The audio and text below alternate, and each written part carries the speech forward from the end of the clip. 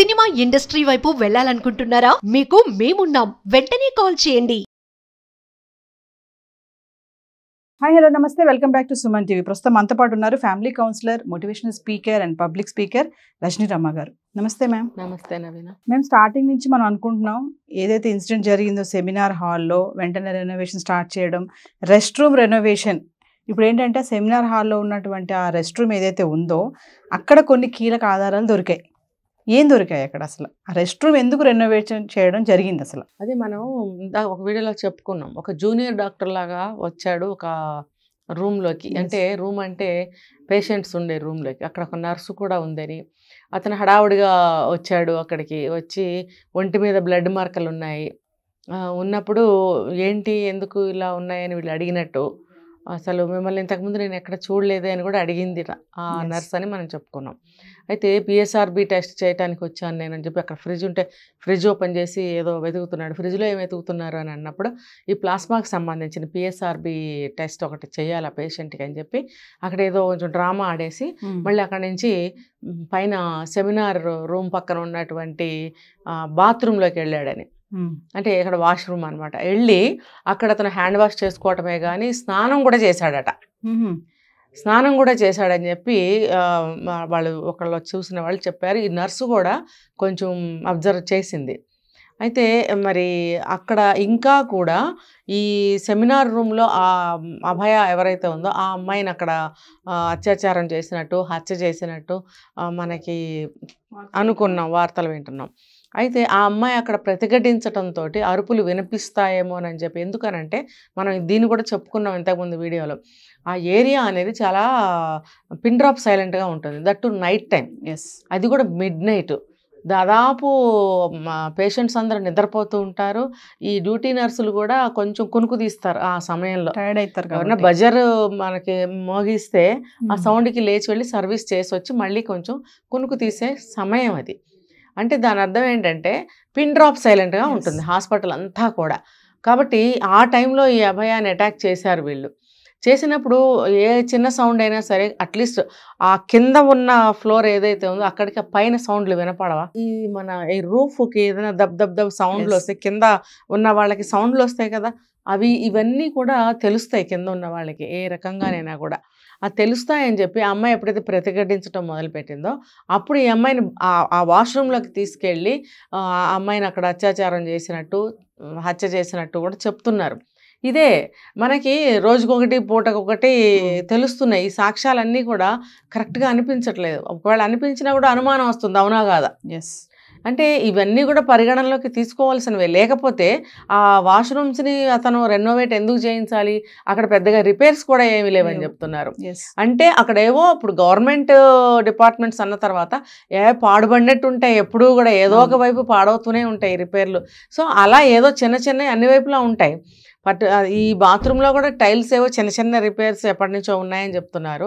మరి అలాంటప్పుడు అప్పుడే చేయించవచ్చు కదా, ఇప్పుడు ఎందుకు చేయిస్తున్నారు అని అంటే ఇక్కడ క్రైమ్ జరిగింది కాబట్టి దీన్ని డిస్ట్రాయ్ చేయాలి అంటే సాక్ష్యాలు కూడా ఉంటాయి కాబట్టి ఆ సాక్ష్యాలు తుడిచివేయాలి అని చెప్పి వీళ్ళు ఆ బాత్రూమ్ని కూడా ఇమ్మీడియట్గా కూలగొట్టేసి అప్పటికప్పుడు దాని రెనోవేషన్కి ఇచ్చినట్టు.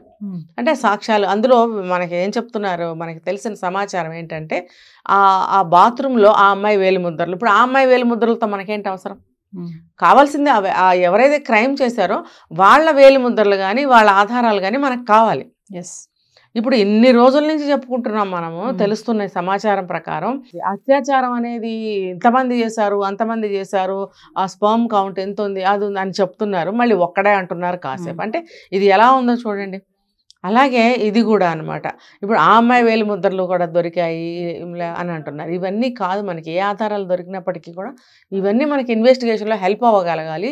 ఇవి నిరూపణ అవ్వగలిగితే ఇంకా చాలా బాగుంటుంది. కాసేపు సెమినార్ హాల్లో జరిగింది అంటున్నారు, కాసేపు ఏమో వాళ్ళు పడుకునేది ఏదైతే రూమ్ ప్రిన్సిపల్ రూమ్ లో అన్నారు, డాక్టర్స్ రూమ్ లో అన్నారు. మరి వాళ్ళ వైఫ్ కూడా వీడియో తీసుకొచ్చి ఇచ్చింది అన్నారు. అవును, ఇప్పుడేమో మరి రెస్ట్ రూమ్ లో అంటున్నారు. అసలు ఏంటి మేడం అసలు ఎందుకు ఇంత అంటే నేను నిన్నే సస్పెక్ట్ చేశాను ఈ విషయాన్ని, కానీ అప్పుడే మనం ఎలా నిర్ధారణకి రాలేము. ఇప్పుడు ఆవిడ సందీప్ ఘోష్ వైఫ్ ఎవరైతే ఉందో ఆవిడ స్వచ్ఛందంగా ముందుకు వచ్చి నేను ఒక ఆడదాన్ని అని చెప్పి ఎవిడెన్సెస్ అక్కడ ఉన్నాయని చెప్పి ఒక వీడియో ఇచ్చిందని, అది వాళ్ళు ఎవరైతే సిబిఐ వాళ్ళు చూశారని మనకి చెప్తున్నారు. అవును. నిజంగా అది దొరికినప్పుడు అందులో విషయాలు సిబిఐ వాళ్ళు చూసినప్పుడు ఇంకా వేరే ఇన్వెస్టిగేషన్ అవసరం ఏముంటుందండి? ఆధారం చాలు. వాడిని పట్టుకుని గట్టిగా నార్కో టెస్ట్ లాంటివి చేస్తే అందరూ బయటకు వస్తారు కదా. అంటే ఇప్పుడు అది నిజం కాదా? ఆవిడ సంగీత ఘోష్ ఆ వీడియో ఇవ్వటం అబద్ధమా? ఇది కూడా సందీప్ ఘోష్ ప్లాన్లో నాటకంలో ఒక భాగమా? భార్యని నాటకీయంగా పంపించి ఈ ఎవిడెన్స్ ఏమన్నా ఇప్పించాడా? అదే ఇది ఎవిడెన్స్ అని చెప్పి పక్కద్రోవ పట్టించాడా చేయడానికి? ఇవన్నీ కూడా నేను ఇందాక చెప్పాను, ఇంత పెద్ద క్రైమ్ చేసినప్పుడు ఎంతమందో సపోర్టర్స్ ఉంటారు దీనికి. ఇది అతిపెద్ద భారీ స్కామ్ కదా ఇది. ఇందులో పకడ్బందీగా అందరి సలహాలు తీసుకుని ఎటువైపు నుంచి మనం అటాక్ వస్తే దాని నుంచి ఎలా తప్పించుకోవాలని అన్ని ముందుగానే ప్లాన్ చేసుకున్నారు. ఇప్పుడు ఇది ఇంత దూరం వస్తే కనుక మనం ఏం చేయాలి అని అంటే భార్యతోటి చెప్పిస్తే నమ్ముతారుగా. ఇప్పుడు మన సినిమాల్లో చూపిస్తారు చూడండి, వాడు ఎవరినైతే ఇష్టపడతాడో తల్లిలో ప్రేమికురాలో కొడుకో వాళ్ళని తీసుకెళ్ళి కిడ్నాప్ చేస్తారు చూడండి. అలాగా భార్యతో సాక్ష్యం ఇప్పిస్తే నమ్మేస్తారు అని భార్యతో చెప్పిస్తే నమ్మేస్తారు అని అనుకుంటే ఇప్పుడు ఆ వీడియోలో నిజంగా నిజాలు ఉన్నాయనుకోండి, అది నిజమే అవుతుంది కదా. అంటే ఇప్పుడు మనందరం ఎలా అయిపోయిందంటే నిజం అబద్ధం అనే డైలమాలో పడిపోయే పరిస్థితులు వచ్చేసినాయి అసలు. అదే అందుకనే సుప్రీం కోర్టు వాళ్ళు 17వ తారీఖులో ఫ్రెష్ నివేదిక మనకి అదంతా మనకు సమర్పించండి అని చెప్పారు. అందుకనే ఇవన్నీ కూడా ఇంకా లాగదీసే కంటే వాళ్ళు ఏదో ఒక కంక్లూజన్కి వస్తే బాగుంటుంది సిబిఐ వాళ్ళు. అంటే రెస్ట్ రూమ్ రెనోవేషన్ చేయమన్నారు కాబట్టి ఇప్పుడు ఇది బాత్రూంలో జరిగింది అని మనం అనుకుంటున్నాం. ఇది ఒక పెద్ద అనుమానం. ఎందుకంటే ఆ జూనియర్ డాక్టర్ అని చెప్పుకుంటూ వచ్చిన వాడు అతన్ని ఆ నర్స్ ఎప్పుడు చూడలేదని చెప్తుంది. ఇప్పుడు నర్సులు అనేవాళ్ళు ప్రతి డాక్టర్ వెనకాల ఒకళ్ళిద్దరు నర్సులు ప్రతి వార్డుకి ప్రతి రూమ్కి వెళ్తారు. ఇప్పుడు జూనియర్ డాక్టర్ అయినా సరే ఆయనకు ఒక టీం ఉంటుంది, డైరెక్ట్గా వెళ్ళడు. ఒక ఎండి డాక్టర్ ఉన్నాడు, ఒక ఇద్దరు జూనియర్ డాక్టర్స్ ఉంటారు, ఒక సిస్టర్ ఉంటుంది, మరి బీపీ అది చూడడానికి మొత్తం 4 టీం ప్రతి రూమ్కి వెళ్తారు. వాళ్ళు వార్డుని చూడటానికి వెళ్ళినప్పుడు రౌండ్స్కి వెళ్ళినప్పుడు ఈ టీం ఉంటుంది, ఆ టీం వెళ్తారు వీళ్ళు. సో ఎవ్రీ డాక్టరు నర్సుకి తెలిసి ఉంటుంది. ఎందుకంటే ఈ డ్యూటీలో ఈ డాక్టర్తో ఉంటుంది, ఇంకొక డ్యూటీలో ఇంకో డాక్టర్తో, అలా ప్రతి డాక్టర్ పరిచయం ఉంటుంది నర్సుకి.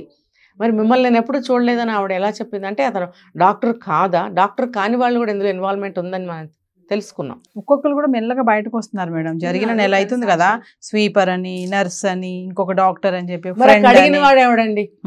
మరి వాళ్ళని పట్టుకోరా? ఇప్పుడు క్లీన్ చేయించాడు ఆఫీస్ రూమ్ అని చెప్పారు ప్రిన్సిపాల్. క్లీన్ చేసిన వాళ్ళు ఎవరు? తనే చేసుకున్నాడా? మరి క్లీన్ చేసిన వాళ్ళని పట్టుకుంటే ఏం అర్థం కాదా? అట్లీస్ట్ ఏం జరిగిందో తెలియకపోయినా అక్కడ కనిపించిన సీన్ గురించి అయినా చెప్పగలుగుతాడు కదా. స్వీపర్ అన్నాడు, కడిగిన వాళ్ళు అంత పెద్ద ఆఫీస్ రూమ్ కడగాలంటే 2-3 మనుషులు రావాలి ఖచ్చితంగా. ఇప్పుడు ఎక్కడ అంత పెద్ద నేరం ఆ రూమ్ లో జరిగింది అని అంటున్నారు అన్నప్పుడు ఇంత చిన్న బ్లడ్ చుక్కైనా ఎక్కడైనా చింది ఏ గోడ మీద మనకు సాక్ష్యం దొరకదా? మరి అది దొరకలేదు ఎందుకు? మరి ఆ స్వీపర్ని పట్టుకుంటే ఏం జరిగిందో చెప్పేవాడుగా, ఎవర్రా కడిగిందని అడిగితే. మరి ఈ ఇన్వెస్టిగేషన్స్ చేశారా వాళ్ళు? మరి మనకు ఆ విషయాలన్నీ బయటకు రాలేదు. ఇన్ని ఉన్నాయి కాబట్టి ఆధారాల కొరత ఉందని చెప్పి సుప్రీం సీరియస్ అయింది. 17 తారీఖులో మళ్ళీ నివేదిక నాకు స్పష్టంగా కావాలని చెప్పి సిబిఐకి అయితే గట్టిగా వార్నింగ్ అయితే ఇవ్వడం అయితే జరిగింది మేడం. చూద్దాం మరి 17 తారీఖులో ఏమైతే వాళ్ళు ఇవ్వడం జరుగుతుందో, ఆ నివేదిక ఎలా ఇస్తారనేది వేచి చూడాలి. చూడాలి. Thank you.